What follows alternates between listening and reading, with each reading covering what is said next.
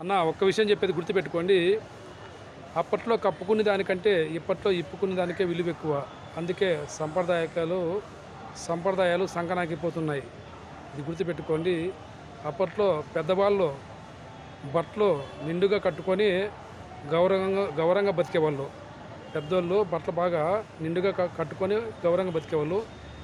ఇప్పట్లో ఆడవాళ్ళు సగం శరీరం కనపడుతుంటే సగం శరీరం కనపడకుండా కట్టుకొని తిరుగుతున్నారు.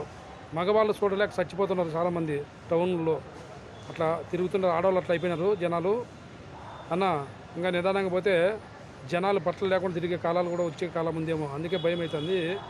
చాలా జరగబోయే కాలాలకు ఆడవాళ్ళతో చాలా బరువు అయిపోతుంది. ఎందుకంటే ప్రపంచంలో చాలామంది శరీరాలు కనపడేటట్టు బట్టలు కట్టుకొని తిరుగుతున్నారు.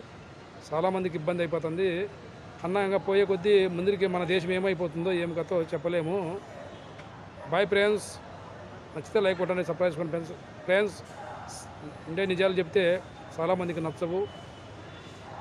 తప్పుగా మాట్లాడితే క్షమించండి ఫ్రెండ్స్. Bye friends.